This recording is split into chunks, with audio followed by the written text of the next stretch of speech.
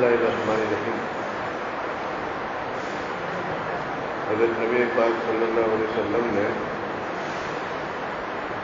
جب کسی صحابی نے سوال کیا کہ یا رسول اللہ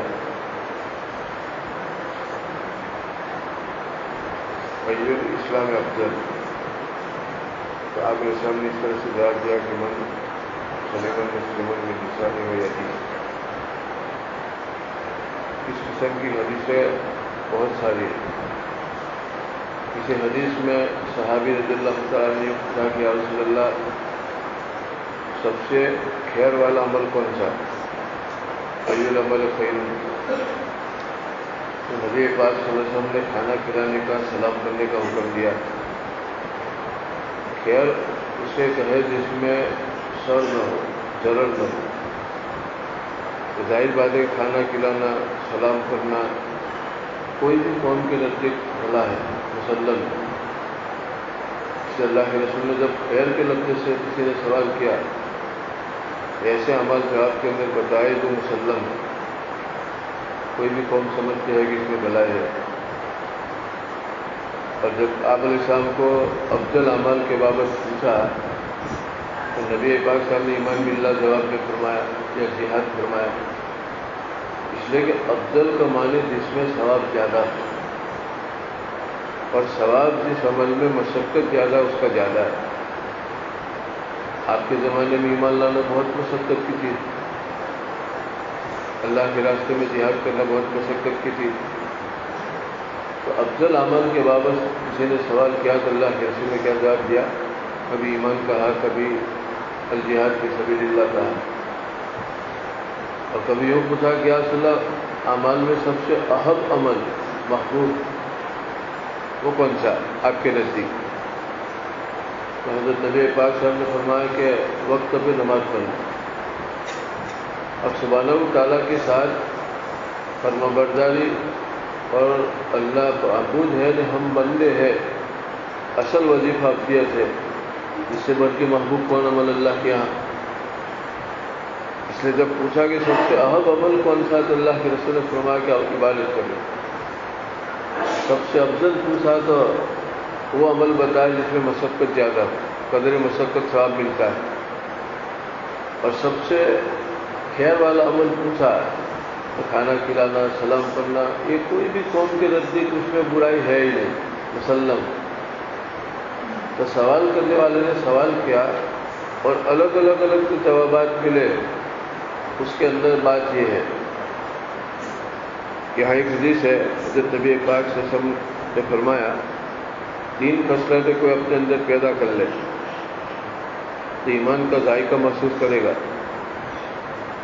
من کان یحب المرء لا یحبہ الا للہ، آدمی اللہ کے لیے محبت رکھے دوسروں سے، ایک ایمان والا دوسرے ایمان والے سے، ایک آدمی دوسرے آدمی سے اللہ کی نسبت سے ان کے ساتھ محبت رکھے۔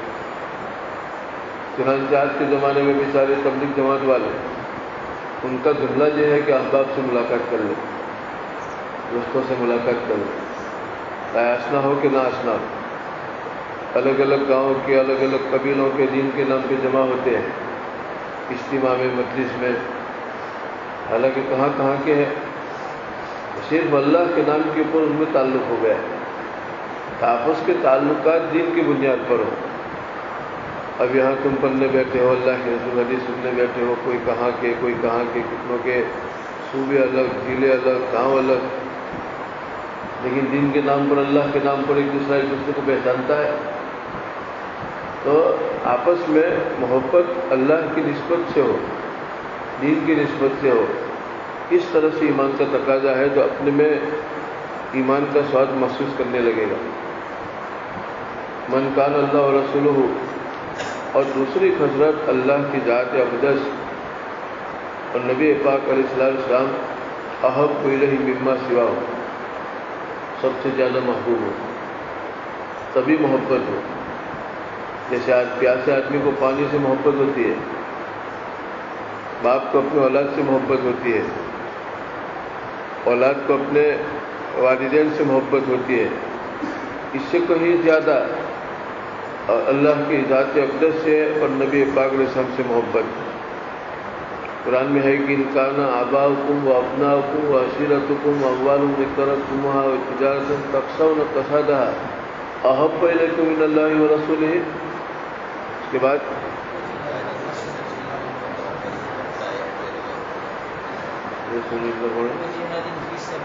پھر تتربص حتی اللہ نے مطالبہ کیا کہ محبت تو ہلکی ہوتی ہے، احب محبت اللہ رسول کی ہو. لفظ محبت تو ہو، مال سے بھی ہو، اولاد سے بھی ہو، باپ سے بھی ہو، تو نفس محبت میں قدر مشترک. غالب مخلوق کے اعتبار سے اللہ رسول کی محبت سب سے اغلب ہو.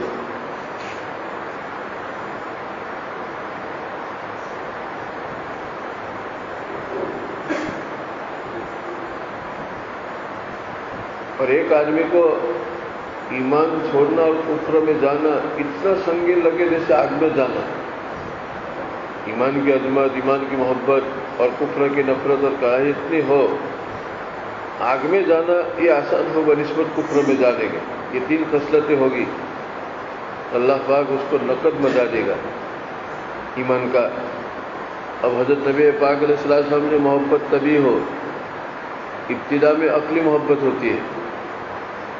عقلی محبت اسے کہے کہ عقل اس کو فتویٰ دے کہ یہ اچھی چیز ہے، چاہے تجھے ناگوار ہے طبی اعتبار سے، وہ تیری طبیعت اس کے اوپر آتی نہیں، لیکن عقل یوں کہتے ہے کہ اس کو اپنا. ایک آدمی بیمار ہے اور اس کو بہت کڑوی دوا کا گھونٹ دیا، طبیعت پسند نہیں کرتی ہے. طبیعت پسند کرتے مٹھائی کے ٹکڑوں کو، ابھی کڑوی دوا کا گھونٹ پسند نہیں کرتا، تو اس کی عقل یوں کہتی ہے کہ درو فائدہ بھی سیارت میں بہت فائدے، آپ کی بیماری چلی جائے گی.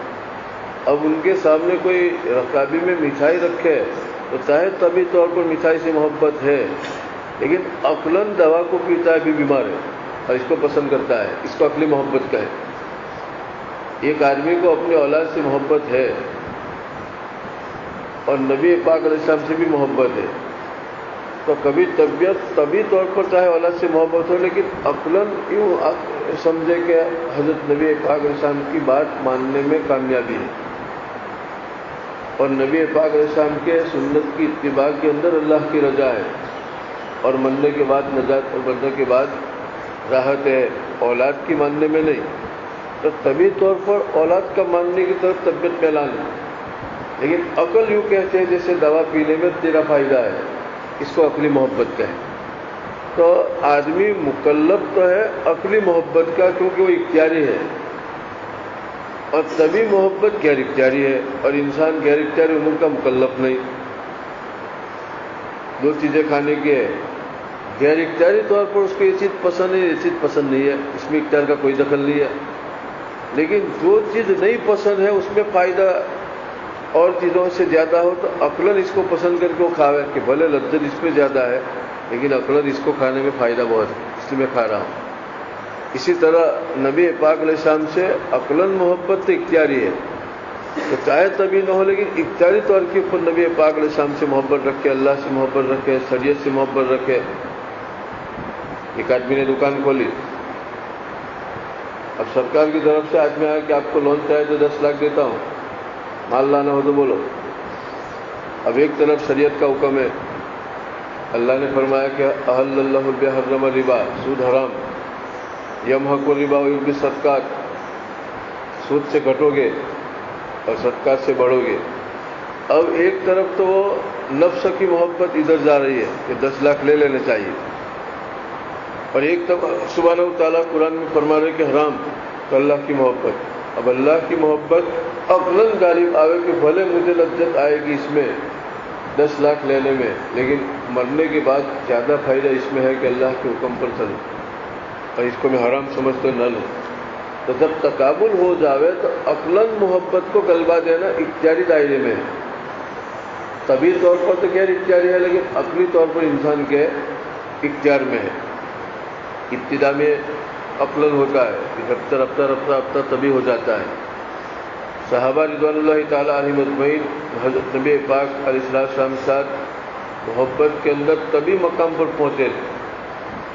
پیاسے آدمی کو پانی سے بھوکے آدمی کو کھانے سے جتنی محبت ہے باپ کو اپنے اولاد سے اس سے کروڑوں گنا صحابہ کو اللہ کے رسول صلی اللہ علیہ وسلم کے ساتھ محبت تھی۔ ابو بکر صدیق رضی اللہ تعالیٰ عنہ کے بیٹے ابتدا میں کفر کی حالت میں تھے، کہا کہ ابا جان میدان جہاد میں کئی دفعہ آپ میرے سامنے آئے لیکن باپ سمجھ کے چھوڑ دیا کہ چلو باپ ہے۔ ابو بکر صدیق رضی اللہ تعالیٰ نے فرمایا کہ اچھا اپنا اور تیرا آمنا سامنا ہوا ہے، اگر میری نظر تیرے اوپر پڑتی تو میری تلوار سے تو نہ بچتا۔ دیکھو نبی پاک علیہ السلام کے ساتھ ابو بکر صدیق رضی اللہ تعالیٰ نے، ان کا لڑکا کافروں کے ساتھ تھا، جب لڑکے نے یوں کہا کہ ابا جان والد بزرگوار سمجھ کے چھوڑ دیا ورنہ آمنا سامنا ہوتا تھا، ابو بکر نے فرمایا کہ میری نظر پڑتی تو میری تلوار سے تو نہ بچتا۔ تو اپنی اولاد سے بھی زیادہ نبی پاک علیہ السلام سے محبت تھی، اس کو طبی محبت کہے۔ ایسے بہت سارے واقعات ہیں طبی محبت کے۔ تو جب تک اللہ رسول کے ساتھ محبت نہ ہو، ایک آدمی کے دل میں اللہ رسول کی نہ طبی محبت ہے نہ عقلی محبت ہے، اس کے سامنے کوئی چاہے کتنی چیزیں سیرت کے بیان کرے لیکن طبیعت اتر نہیں آئے گی۔ محبت کے بغیر آدمی کی طبیعت اس کی بات ماننے کی طرف جائے گی نہیں، چاہے عقلی محبت ہو چاہے طبی محبت ہو۔ اس لیے دین کا تعلق عقیدت سے ہے، دین سے، اہل دین سے۔ عقیدت کا رشتہ جتنا مضبوط ہوگا اس راستے سے دین آئے گا۔ حضرت نبی پاک صلی اللہ علیہ وسلم کے ساتھ اللہ کے ساتھ محبت نہیں، اب اللہ رسول کی چاہے کتنی بھی باتیں سنیں طبیعت عمل پر نہیں آئے گی، کبھی بھی طبیعت عمل کے اوپر آئے گی نہیں، جب تک اس کے دل کے اندر اللہ رسول کے ساتھ محبت کی چنگاری نہ ہو وہاں تک کوئی چیز سلگنے والی نہیں۔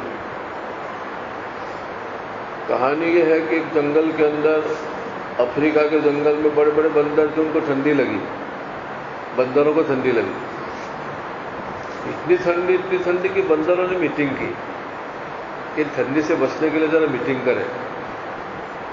تو بڑے بڑے بندر کہاں سے میٹنگ میں حاضر ہو گئے۔ میٹنگ میں یہ طے ہوا کہ جنگل ہے، لکڑے بہت ملیں گے تو سارے کے سارے لکڑے اٹھا کے جمع کرو۔ جو بندر میٹنگ برخاست ہونے کے بعد کندھوں کے اوپر لکڑے اٹھا کے لا رہے، ڈھیر لگایا بڑے بڑے لکڑوں کا۔ اب تیل لگانے کے بعد کہا کہ اس کو جلا کے اپنے آپ کو سینکو، جنگل میں ٹھنڈک سے محفوظ حفاظت ہوگی۔ آگ کی تلاش میں نکل پڑے تو ڈھونڈتے ڈھونڈتے کسی درخت کے جھنڈ کے اندر جگنو جگمگ ہو رہے تھے، اگے۔ تو بیچارے بندر کی کیا عقل تھی، انہوں نے اس طرح سے مٹھی بھر کے لیا آگ سمجھ کے اور لکڑوں میں لا کے ڈال دیا، لکڑے چمک ہو رہے، اور دوسرے بندروں کو بلا کے کہا کہ پھوکے مارو لکڑے جلے۔ تو بیچارے عیسیٰ کے بعد بیٹھے فجر تک پھوکے مارتے رہے، اتنی پھوکے ماری کہ فجر میں بندروں کے منہ پھول گئے، ایک لکڑا جلانے۔ اگر اللہ رسول کی محبت کی سچی محبت کی چنگاری دل میں نہیں، اور چاہے تم کتنی میٹنگیں کر کے محنت کرو، نے پھوکے مارو، نے سیرت کے جلسے کرو، لیکن بندروں کی میٹنگ ہے۔ کس کی میٹنگ ہے؟ بندروں کی۔ افریقہ کے جنگل میں بندروں نے جو میٹنگ کی تھی اور پھوکے ماری تھی، اور صبح میں ایک بھی لکڑا جلا نہیں۔ اس لیے اللہ کے رسول نے سب سے پہلے صحابہ رضی اللہ تعالیٰ عنہ اجمعین کے دل میں اپنی محبت اتنی پیدا کی اپنی جان سے بھی زیادہ تربیت فرمائی۔ ایک دفعہ حضرت عمر نے آ کے کہا کہ یا رسول اللہ آپ مجھ سے سب سے زیادہ محبوب ہو، لیکن میرے نفس سے زیادہ نہیں، میری جان سے زیادہ نہیں۔ نبی پاک صلی اللہ علیہ وسلم نے فرمایا کہ ابھی کچے ہو۔ اللہ کے رسول کی صحبت کی تاثیر دیکھو گے، اسی سیکنڈ میں آپ نے توجہ ڈالی تو حضرت عمر نے فرمایا کہ یا رسول اللہ اب تو میری جان سے بھی زیادہ آپ محبوب لگ رہے ہو، الان عمر اب بنے عمر۔ تربیت سے دیکھو، جب تک ہمارے دل میں مسجد کی، قرآن کی، سنت کی، حدیث کی محبت نہ ہو، خالی تصورات ہو، یہ تو کیا ہے، افریقہ کے جنگل کے بندروں کی میٹنگ، اور اس لکڑوں میں جھگلو جھگلو، اس کو کتنی پھونکے مارو کچھ چلے گا نہیں، کتنا ہی سن لو۔ اللہ کے رسول نے فرمایا کہ جب تک 3 باتیں نہ ہو طعم الایمان، ایمان کی چاشنی اور ایمان کا سواد محسوس نہیں کرو گے، ان میں ایک کہ اللہ رسول کی محبت ماسوا سے زیادہ یہ پیدا کرے۔ ابتدا میں تکلف کرنا پڑتا ہے، تصنع کرنا پڑتا ہے، رفتہ رفتہ رفتہ رفتہ اس مقام پر پہنچ جاتے ہیں کہ آدمی میں اتنی محبت ہو جاتی ہے۔ حضرت نانوتوی رحمۃ اللہ علیہ کے بارے میں آتا ہے کہ اتباع سنت میں ڈوب چکے تھے، فانی کی سنت تھے، اس کے رسول میں فنا ہو چکے تھے۔ کسی نے خواب میں دیکھا کہ حضرت نبی پاک صلی اللہ علیہ وسلم صحابہ کو لے کے جا رہے، اس قافلے میں سب بڑے بڑے اکابر بھی تھے، اور سب سے آخر میں مولانا نانوتوی رحمۃ اللہ علیہ نیچا دیکھ کے چل رہے، آہستہ آہستہ۔ خواب میں پوچھا تو کہا کہ میں حضرت نبی پاک اسلام کے نقش قدم پر قدم قدم چل رہا ہوں۔ سب نے بھی قدم پہ قدم رکھ کے چل رہے۔ قصائد قاسمیہ پڑھو، ان کی اس کے رسول کے واقعات دیکھو، آپ انداز لگاؤ کہ وہ چیزیں جو عادی تھی، نبی پاک صلی اللہ علیہ وسلم 3 دن چھپے۔ انگریزوں کے زمانے میں انگریزوں نے پیچھا کیا تو مولانا نانوتوی رحمۃ اللہ چھپ گئے، لیکن 3 دن کے بعد باہر نکل پڑے۔ ان کے شاگردوں نے کہا کہ گولی لگ جائے گی، ختم ہو جائے۔ کہا کہ اللہ کے رسول کی سنت 3 دن چھپنے کی ہے، اب نہیں چھپوں گا، چاہے گولی لگ۔ اس کو کہے اس کے رسول، یہ حقیقی چنگاری تھی اس کے رسول کی، یہ گستاخ رسول کہتے ہیں۔ آپ علیہ السلام کی ادب کا یہ عالم تھا کہ گرین کلر کے چمپل جوتے زندگی نہیں پہنے۔ اس زمانے میں گرین کلر کے جوتے چمپل ملتے تھے۔ کہا کہ گنبد خضرا کا کلر گرین ہے، میں کیسے اس کلر کو پر میں استعمال کروں؟ نظر تو دیکھو، محبت خود سکھا دیتی ہے آداب محبت۔ جب محبت آتی ہے تو اس کے آداب خود بخود، اس کے لیے کوئی معلم کی ضرورت نہیں پڑتی ہے۔ تو جب تک نبی پاک علیہ السلام کے ساتھ عقلاً محبت نہ ہو، پھر دھیمے دھیمے تبھی محبت نہ ہو جاوے، ایمان کی مزہ محسوس نہیں کر سکتا ہے۔ صحابہ کی زندگی کا مطالعہ کرو، صحابہ کی۔ ایک آدمی کھجور کھاوے اور کھجور کھاتے کھاتے کسی کی زبان سے یوں حدیث سنے، الجنت تحت ظلال السیوف، تلوار کی چھاؤں کے نیچے جنت ہے، ایک دم لپک کے کہے کہ سمیت رسول اللہ، یہ اپنی طرف سے کہ اللہ کے رسول کی طرف سے کہ میرے کانوں نے سنا یہ حدیث، تھو کر کے شہید ہو گئی۔ محبت تو دیکھو، یہ محبت تھی تو نہیں، اگر محبت نہ ہوتی تو یوں بھی نہ کرتے، اس طرح سے بھی نہیں۔ ایک صحابی نے خالی یوں پوچھا کہ آئی نہ شہید، تو اگر میں شہید ہو جاؤں تو یا رسول اللہ قدم کہاں جاؤں آئندہ کر؟ آپ علیہ السلام نے فرمایا کہ پھر جنت میں۔ یوں آتا ہے کہ اسی وقت کیا ہے، ہاتھ میں کھجور تھی پھینک کے اور گھمسان کی لڑائی میں غصے نے شہید ہو گئے۔ ایسے تو ایک نہیں، سینکڑوں واقعات۔ صحابہ 313 تھے، لیکن نبی پاک صلی اللہ علیہ وسلم نے محبت کے باب میں ان کی ایسی تربیت فرمائی کہ پیر میں پہننے کے چمپل جھوٹے بھی نہیں تھے، پیٹ میں ڈالنے کی روٹی کا ٹکڑا بھی نہیں تھا، اور سامنے ابو جہل، ابو لہب، عتبہ، شیبہ، مکہ مدینہ کے اتنے بڑے بڑے سرداران کہ ان کے پاس سونے چاندی کے ڈھیر، اور جتنا چاہے اتنا دینے کے لیے آمدہ، لیکن ایک دانہ بھی ادھر سے ہٹ کے ادھر نہیں گیا۔ یہ محبت تھی۔ حضرت نبی پاک اسلام کے ساتھ پروانہ ہوا، شمع جلتی ہے اور پروانے طواف کرتے، اس پروانے کو اپنی طرف کھینچنے کے لیے کوئی کتنی بھی کوشش کرے، لیکن وہ بھوکے پیاسے سوکھتا ہو جائیں گے، لیکن چھوڑیں گے نہیں، کیونکہ ان کو شمع سے محبت ہے۔ تو صحابہ پروانہ وار پیغمبر اسلام کے ساتھ 313 تھے۔ ابو جہل، ابو لہب، لوگ توجہ نہیں کر سکتے ہیں کہ 313 نے ادھر بڑے بڑے سرداران اور ایک بھی بیکا نہیں۔ اگر اللہ رسول کی محبت نہ ہو تو دین کے نام پہ کوئی تحریک اٹھے گی اور وفا نہیں ہوگا، ایک رات میں سودا ہو جائے گا، اور ایک رات میں کیا ہے جمع تتر بتر ہو جائے گی۔ اس لیے یہ بنیادی چیز ہے کہ حضرت نبی پاک علیہ السلام کی محبت پیدا کی جاوے، اللہ کے رسول کی شمائل پڑھے۔ حضرت شیخ زکریا رحمۃ اللہ نے خصائل کبریٰ لکھی، اس کو پڑھے۔ حضرت نبی پاک صلی اللہ علیہ وسلم کا حلیہ مبارک، عادت مبارک، آپ کی سیرت مبارک، سیرت کی کتابوں کا مطالعہ کرے، اور یوں تصور کرے، مراقبہ کرے کہ اس کی محبت پر جنت موقوف ہے، قبر میں راحت موقوف ہے، عقلاً کہ دھیمے دھیمے محبت پیدا ہو جائے گی۔ نبی پاک صلی اللہ علیہ وسلم نے فرمایا کہ اس کے بغیر ایمان کا ذائقہ ایمان کا سواد محسوس نہیں ہوگا. اور رسول اللہ صلی اللہ علیہ وسلم لا يؤمن احدكم حتى اكون احب اليه من ولده ووالده والناس اجمعين. کوئی مومن نہیں ہو سکتا ہے تم میں سے جب تک میں ان کے نزدیک ان کی اولاد سے ان کی والدین سے اور تمام انسانوں سے زیادہ محبوب نہ ہو جاؤں. اگر ان تمام کے تقاضے ہیں اور نبی پاک صلی اللہ علیہ وسلم کی سنت کا تقاضا ہے تو اللہ کے رسول کی سنت کے تقاضے کو غالب کرے، ان کے تقاضوں کو چھوڑے. تقابل کے وقت یہ اللہ کے رسول کے ساتھ محبت کا غلبہ ہے. تو اپنے اولاد کے ساتھ والدین کے ساتھ تبھی محبت ہوتی ہے جب تک نبی پاک علیہ السلام کے ساتھ ان تمام سے زیادہ محبت نہ ہو جائے. وہاں تک آدمی کیا ہے، ایمان میں ناقص ہے. ہر مومن میں نبی پاک علیہ السلام کے ساتھ محبت ہوتی ہے اور یہ تقابل کے وقت پتہ چلتا ہے. الاعوذ باللہ کسی کو یوں کہے کوئی ایک طرف خلوت میں لے جا کے کہ تجھے 10 لاکھ روپیہ دیتا ہوں. حضرت محمد صلی اللہ علیہ وسلم کو الاعوذ باللہ گالی بولتی تو فاسق سے فاسق نے فاجر سے فاجر بھی مسلمان ہوگا جس کے دل میں ایمان کی شمع ہے، چاہے کتنا گنہگار ہو، لیکن 10 لاکھ منظور نہیں رکھے گا. تو لے جا، گالی نہیں دے گا. دیکھو تقابل کے وقت پتہ چلا کہ نہیں کہ ایمان کے ساتھ محبت کی چنگاری تو ہوتی ہے لیکن راکھ میں دبی ہے.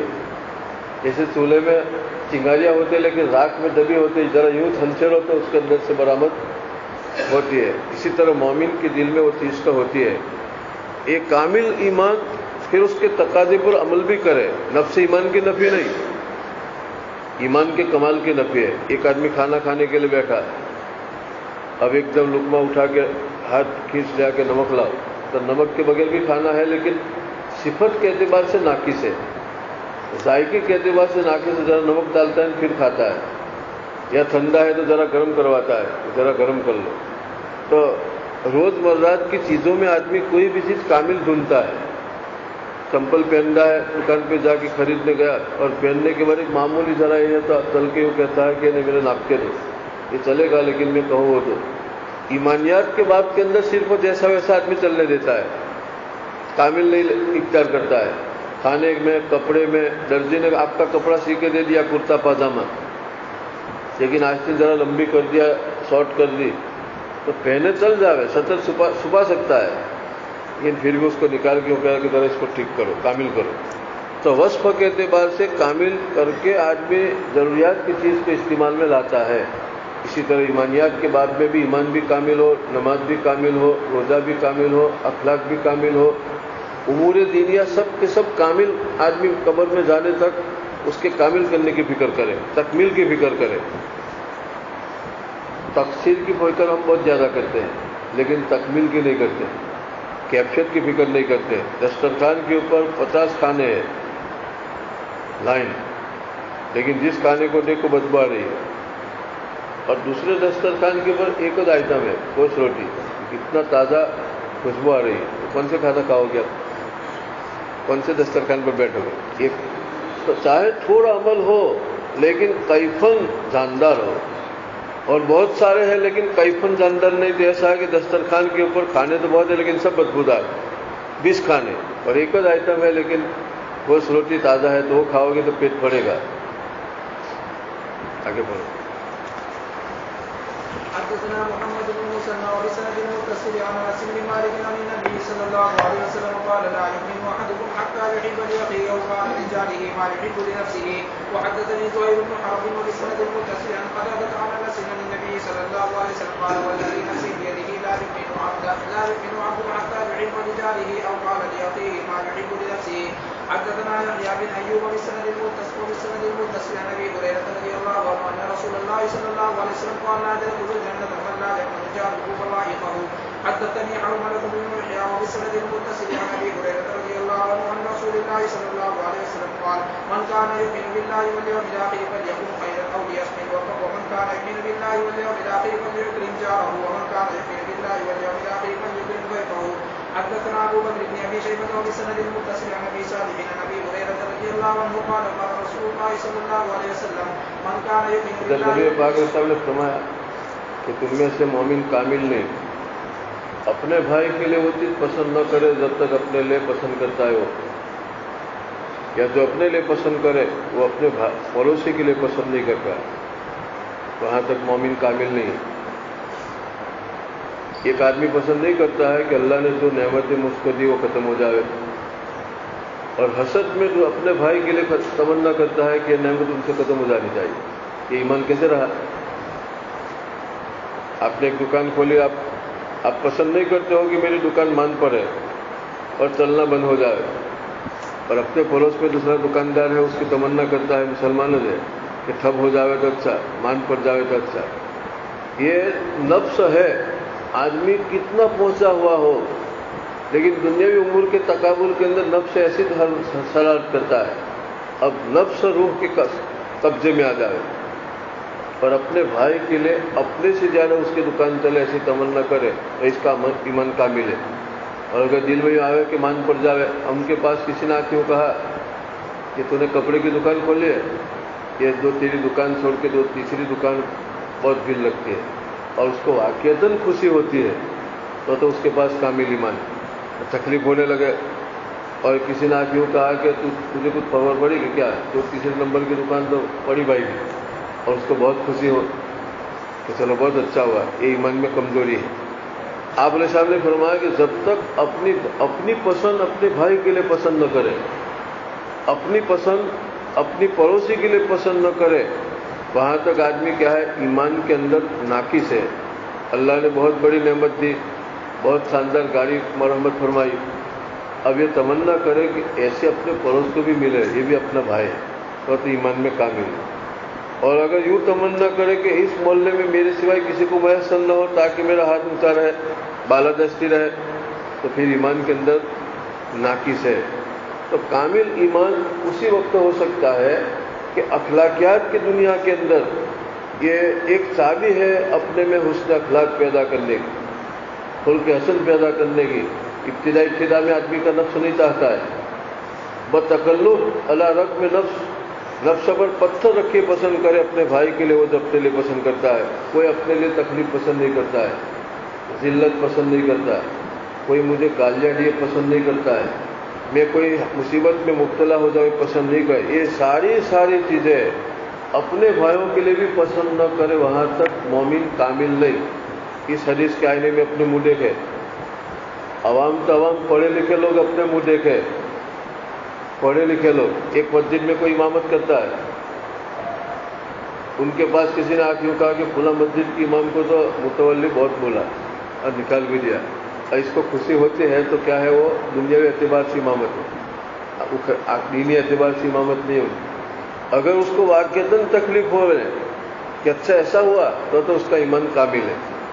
کوئی بھی امور میں دینی یا دنیاوی اپنے لیے جو چیز پسند نہ کرے وہ دوسروں کے لیے نہ کرے، اور جو اپنے لیے پسند کرے، راحت کو، عزت کو، نعمت کو، تندرستی کو، اپنی دکان ہے تو اس کی چلن کو، یہ ساری اچھی چیزیں جو اپنے لیے پسند کرتا ہے اپنے بھائیوں کے لیے پسند کرے تو اس کا ایمان کے اثرات ہے۔ ایک ہے ایمان اور ایک ایمان کے اثرات۔ اگر ایمان کے ساتھ ایمان کے اثرات نہیں ہے تو ایمانت حقیقی نہیں ہے۔ جیسے لیمبو ہے، لیمبو کے اثرات یہ ہے کہ آپ زبان لگاؤ تو آپ کو کھٹا لگے، لیکن کسی نے نچوڑ کے آپ کو رکابے میں لیمبو کا رس دیا اور آپ یوں کرو تو شہد کی طرح میٹھا لگتا ہے، تو لیمبو کے اثرات نہیں، کوئی دوسری چیز ہے۔ اگر لیمبو ہے تو اس کے اثرات نمایاں ہونے چاہیے۔ اسی طرح ایمان ہے تو یہ ایمان کے اثرات ہے کہ ایمان جتنا مضبوط ہوگا اس درجہ اس کے اندر دوسروں کی بابت بھلائی چاہنے کا غلبہ اور صفت عام ہوتی جائے گی۔ الدین النصیحت، آپ علیہ السلام نے فرمایا کہ بھلائی چاہنے کا نام دین، چھوٹ میں الدین النصیحت کلھا، پورا دین کس کا نام ہے؟ دوسروں کے بابت خیر خواہی۔ آگے بڑھ۔ حدثنا ابو بكر بن ابي شيبه وبسند المتصل عن ابي صالح عن ابي هريره رضي الله عنه قال قال رسول الله صلى الله عليه وسلم من كان يؤمن بالله واليوم الاخر فلا يؤذي جاره ومن كان يؤمن بالله واليوم الاخر فليكرم ضيفه ومن كان يؤمن بالله واليوم الاخر فليقل خيرا أو ليسكت. قال رسول الله صلى الله عليه وسلم من كان يؤمن بالله واليوم الآخر ولا يؤذي جاره. اگر کوئی اللہ اور آخرت کے دن پر ایمان رکھتا ہے پڑوسی کو تکلیف نہ پہنچائے. پڑوسی عام ہے، اپنے گھر کا پڑوسی، سفر کا پڑوسی، مجلس کا پڑوسی، کھیت کا پڑوسی، مارکیٹ میں دکان کا پڑوسی. اپنی نگرانی کرے کہ میرے ہاتھ سے، میری زبان سے، میرے 24 گھنٹے کے رہن سہن سے. رہن سہن ایسا ہے کہ اپنی گاڑی اس کی دکان کے سامنے پارکنگ کرے یا اپنا جانور اس کے گھر کے سامنے باندھے یا اپنی گاڑی اس کے گھر کے سامنے پارک کرے اور لوگوں کو آتے جاتے تکلیف ہو. اپنی نگرانی کر لے کہ میری ذات کسی کے لیے نافع ہے یا مجھے ہے، اعوذ باللہ. اور جو اللہ رسول پر ایمان رکھتا ہے، آخرت کے دن پر ایمان رکھتا ہے، وہ مہمان کا اکرام کرے. اپنے پاس مہمان آوے کوئی بھی اس کا اکرام کرے. اور اکرام یہ ہے کہ پہلے تو 3 دن اس کو اچھا سے اچھا بنا کے کھلاوے اور ان کے مزاج کے خلاف کوئی چیز نہ کرے. حتی المقدور اس کو راحت پہنچانے کی اور امتیازی شان پیدا کرنے کی کیا ہے، محنت کرے. محض اس بات پر کہ اللہ کے رسول کا حکم ہے، چاہے وہ مسلمان ہو چاہے غیر مسلم ہو، تمہارے پاس مہمان آ گیا یا تمہارے پاس 10 منٹ کے لیے 15 منٹ کے لیے کوئی آوے تو کم سے کم اس کو کوئی چیز کی آوبھگت کرو. ان کے سامنے کوئی کھانے کی چیز پیش کر دو، تکیا رکھ دو. کچھ نہ ہو تو گھر کے اندر کھجور اور ایسی چیز جو بگڑے نہ، اس کو نہ کر رکھو. کیونکہ کبھی آنے والا اتنا جلدی ہوتا ہے کہ فوری چلا جاتا ہے کہ نہیں مجھے بہت جلدی ہے، تو کم سے کم اس کے ہاتھ میں 2 دانے کھجور کے تو رکھ دو. چنانچہ آتا ہے کہ جس گھر میں کھجور بھی نہیں وہ گھر کے لوگ بھوکے مریں گے. یعنی وہاں کیا بھوک لگے تو دیوار چاٹے. اپنے گھر میں کم سے کم محاذر اتنا تو اللہ نے حیثیت دیا تو ہونا چاہے کہ کوئی جلدی اور ایک دم جلدی کے اندر تھوڑا وقت لے کے مہمان آوے تو اس کے ہاتھ میں، آنے والے کے ہاتھ کے اندر کچھ رکھ سکو، کھلا سکو. اتنی چیز تو اس کی نیت سے گھر میں رکھنی چاہیے. اور دسترخوان میں تم روز کھاتے اس کی امتیازی دسترخوان ہو. وہاں قاسم صاحب رحمۃ اللہ کے یہاں کوئی مہمان آئے اور انہوں نے تو ایسی زندگی گزاری کہ اخیر میں تو کچھ تھا ہی نہیں گھر میں. ان کو فکر ہو گئی تو کم سے کم ایک رکابے میں نمک لے کے امتیازی دسترخوان کی روز میں اس طرح سے بیٹھتا نہیں، سالن کے ساتھ وہ نمک بھی رکابے میں رکھا نے مہمان کو اپنے ساتھ کھانے بٹھایا. آگے پڑھو. اور تیسری بات فرمائی کہ من کان یؤمن باللہ والیوم الآخر، اگر اللہ کو مانتے ہوئے مرنے کے بعد کی زندگی پر عقیدہ ہے، فلیقل خیرا، تو بھلی بات بولو یا خاموش رہو. آدمی بولنے سے 2 منٹ پہلے سوچے کہ میرا بولنا ضروری ہے اور میں جو بولتا ہوں اس کے اوپر فائدہ مرتب ہوگا کہ نقصان. اگر نقصان مرتب ہونے والا ہو تو نہ بولے، اور اگر فائدہ مرتب ہونے والا ہے تو خاموشی سے زیادہ ہے تو بولے. اور نہ بولنے میں بھی فائدہ ہے، نہ بولنے میں بھی فائدہ ہے، لیکن برابر شراب بولے تو خاموش رہے.